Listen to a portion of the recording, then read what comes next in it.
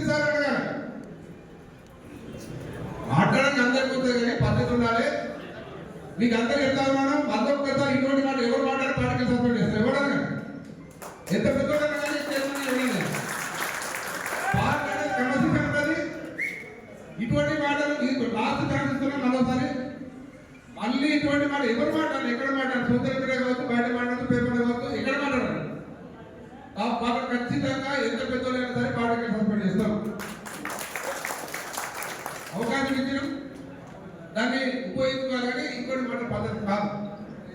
నీకు ఏదైనా ఉంటే లోపల చెప్పాలి మాట్లాడాలి పద్ధతి ఉన్న దానికి మైక్ ఎక్కడ ఇవ్వలేదు అంటే ఇస్తారో ఈ మాట మాట్లాడదు పద్ధతి కాదు. ఇది మనతో మాట్లాడదు పద్ధతి కాదు.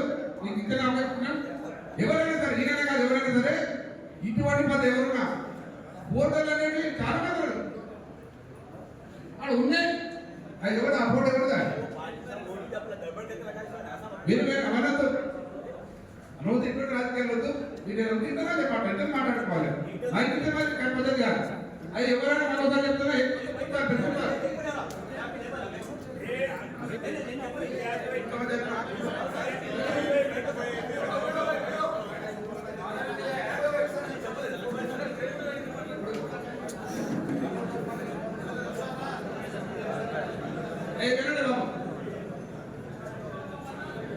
Party preposition important.